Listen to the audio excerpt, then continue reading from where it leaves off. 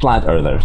You know, that fun bunch that believes that our earth is flat and is being carried by 4 massive elephants or whatever. Now, you would think that those stupid people are on the absolute fringe of society, and no one in their right mind cares about what they have to say about politics or basically anything else. But at least in the case of Slovakia, you need to think again, because those people are in the absolute center of power, and they do have real influence over the country's politics and probably even the future of the country's democracy. Take the Minister of Culture of Slovakia herself, Martina Šimkovičová.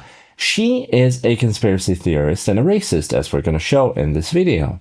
And her right-hand man and sidekick, Lukáš Machala, is a flat earther and also a racist and a conspiracy theorist, of course. Ja sa pýtam vás, je to podložené, že Zem je plocha, je podložené? A je podložené, že Zem je gulatá? No nesmejte sa, ja sa vážne pýtam, je to podložené, boli ste vo vesmíre? Vy ste neboli, ja tiež neviem. Now, Šimkovičová, the minister, made this guy her state secretary at the ministry, which means that those two together do have real power. They're pretty much in the center of power in Slovakia, and they are able and they are willing to change things, which is why we need to take a look at those two, because they may not be intellectual heavyweights, definitely not, but they do have influence. This is Pragballs, I'm Jan, and I've spent my entire professional life focused on politics in Central and Eastern Europe, and in this video I'm going to show you how flat earthers like Machala and conspiracy theorists like Minister of Culture Šimkovičová hijacked Slovak politics and what that could mean for the country's future. And as always, if you like our video, don't forget to like and subscribe. It really helps us a lot. Now, let's dive in. Now, let's start at the beginning. How the hell did people who could be beaten by the latest version of ChatGPT in intelligence scores and pretty much anything else end up in such high positions of power? Now, to understand that, we have to take a look at how Martina Šimkovičová became known to the general public in Slovakia. You are, of course, free to skip ahead in the video and fast forward to what's going on now, but I hope you do not do that, because the background is really key to understand what is going on in Slovakia today. Now, Šimkovičová, the current Minister of Culture, started her career as a journalist. Specifically, she was the host of a well-known morning show on the biggest commercial TV channel in Slovakia, TV Markiza. The show was called Telerano, and it was basically your Central European version of Fox and Friends or CBS This Morning. You think? Is that with some disco in the background? The cover? Yeah, this isn't the original. Yeah, you're right. Oh, I can hear that in the disco background. What is that? We're really reaching disco? for music Do you at the hate top of disco? the hour at this point. I don't hate disco, but I don't Donna know. Summers, like.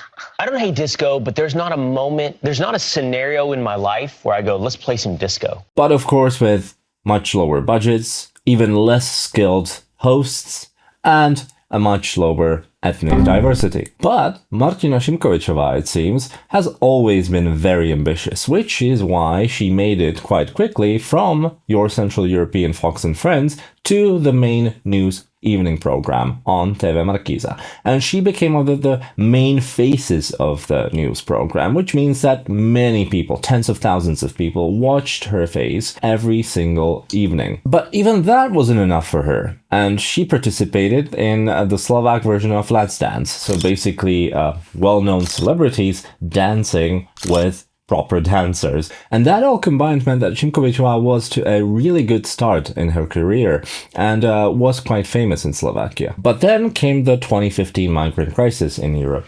And Slovakia found out that Šimkovičová is not only relatively good looking, but also a racist. She shared this post on her social media, and you basically have it all there. Migrants with the latest iPhones are coming to steal your property and steal your daughters. And I mean, you literally have it there, quite literally. And that was too much even for the commercial TV channel. And mind you, commercial TVs don't really care that much about facts, right? Their main interest is revenues from ads. And revenues from ads paradoxically increase with controversial personalities on the screen. But this status was too much even for them, and they fired Šimkovičová. And of course, if something like that happens to you, you're fired for not sticking to the truth, you basically have two options. One, you can start to respect the truth and double check your facts. Or you can choose the second option if you're Martina Šimkovičová. You can try to enter politics for a extreme right-wing populist party, which is exactly what she did. Already in 2016, Šimkovičová managed to win a seat in the Slovak parliament for a party called Sme rodina, which translates to We Are a Family. And as you probably guessed, based on what Šimkovičová posted online, the party also advocated strong anti-migration stances. And based on the name, of course, the party also claimed to be a strongly pro-family party and defending traditional values. To draw you a picture, those family values are so traditional that the party has been founded and is being run by a man who has 16 kids with 11 different women. But a few months in, even that party, whose ethical standards are obviously very lax, fired Šimkovičová. Why? Because Šimkovičová apparently voted against the party systematically and didn't participate in the party's activities at all. That happened only a few months after the 2016 election, but probably due to Šimkovičová's popularity, she helped the party to get elected in the first place, which is what really matters in politics. Now it gets even more interesting, because in 2020, Šimkovičová tried to get elected again when her mandate ended for the first time. But because not even the serial adulterer with, 16 kids liked her anymore, she tried to run for an even more extreme party this time.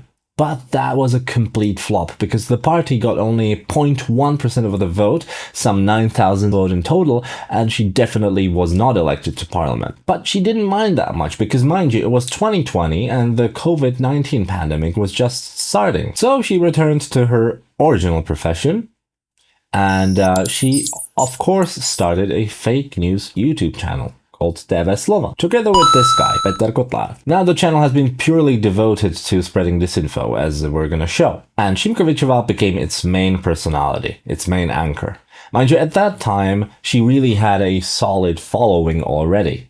So that in itself brought popularity to the pseudo news channel as well. Again, there's no point whatsoever spending too much time analyzing what the channel was all about, because again, they all could be beaten by ChatGPT in anything you can think of. Let's just say that TV Slovan is a true fake news channel with everything you can imagine. With Šimkovičová as the host, the YouTube channel has invited only people on the fringe of Slovak society to speak and voice their opinions there. Plus PM Fico, who is pretty much on the fringe himself and is a conspiracy theorist too, because it suits him, as we've discussed on the channel before. We also have this guy as guest. His name is Daniel Bombic, and he is a convicted neo-Nazi, and he fled Slovakia to escape his prison sentence. So he is a true neo-Nazi. We have Luboš Blaha, a frequent guest.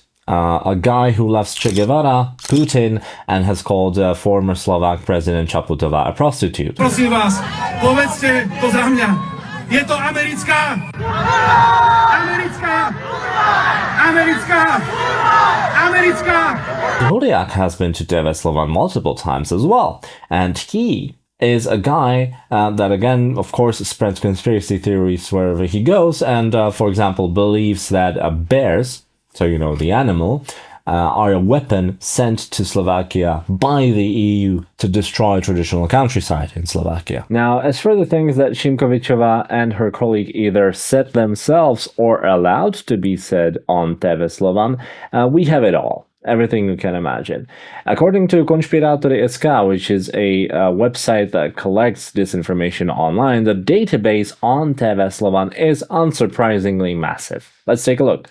First, we have this hoax about a migrant apparently coming to a house in the town of Nové Zámky, ringing the bell, wanting to recharge their phones, presumably iPhones, of course. And then when the person in the house refuses, they apparently smear the house with their shit. Now, unsurprisingly, this story never happened, because there is no record whatsoever of a migrant causing a crime in Slovakia, and the Slovak police denied that something like that would have come to their attention. Now, our friend Huliak then responds to this, saying that migration is apparently controlled from Brussels. And Šimkovičová also adds to this that migrants have been giving us diseases, which is also one of the mostly repeated hoaxes about migration. not substantiated at all, but she still says it herself. And of course, she adds that you will not hear about this in the mainstream. Guess why? Because it's never happened, but whatever. On the LGBTQ people, Šimkovičová posted in 2020 saying that the so-called gender ideology is one of the most perverted things that the so-called liberal democracy has ever brought to us. So you see that Šimkovičová doesn't really like a significant portion of Slovak society. And on COVID, unsurprisingly at this point, both of them claimed that it was a genocide orchestrated by the EU and that it was a part of a New World Order conspiracy. Now, of course, you will think that it's nonsense because it is, but exactly that kind of nonsense brought them seats in the new Slovak parliament because they were approached by the Slovak Nationalist Party and ran for the party in the 2023 election, and both of them, Šimkovičová and Kotlár, got elected. Šimkovičová, as you already know, became the country's culture minister, and Kotlár, remember the guy that claims that COVID was a genocide orchestrated by the EU, became the government's official for investigating the pandemic. And unsurprisingly, he immediately claimed that there was no pandemic whatsoever, so there is nothing to investigate. So this is the sort of dada that Slovakia has been living in. We have a lady racist who hates significant portions of Slovak society and has zero experience with executive politics. And we have this guy who claims that COVID never existed and who is an anti-vaxxer, being the official representative of the government for pandemics. Incredible. So what exactly has Martina Šimkovičová done? So first of all, she's made this guy, we've already seen at the beginning, Lukáš Machala, the flat earther, her right-hand man sidekick. As already mentioned, he really does have quite an important job because he is the state secretary at the Ministry of Culture. So he has basically responsibility for running the whole ministry. And at this point, it will not surprise you definitely that Machala is pretty much like Šimkovičová herself, a stupid conspiracy theorist. Now here's a quick rundown of what the intellectual Machala has shared online in the past, and it's a lot. This post about the Khazarian Mafia, which is basically another word for Jews, apparently having caused the war in Ukraine. So it seems that he's not only a racist and a conspiracy theorist, but is also an anti-Semite. Not really surprising at this point either. There is this post about the war in Ukraine being a nonsensical war ignited by outside forces, including the Jews. Again, why? For the interest of world capital. So this is basically pure neo-Nazism right there. Then we have these pseudo-statistics with the fancy title, Mortality Statistics Don't Lie. And Machala shared this to basically prove that it's never existed because the mortality statistics are said to be within the norm and there is no peak that would prove that COVID actually killed many people. The only problem with this data is that it is completely made up, as the Slovak authorities later confirmed themselves. You can see that in this graph that clearly shows the peak of the number of deaths as a direct result of COVID. Machala also believes in chemtrails. Dark snow must be a direct result of chemtrails.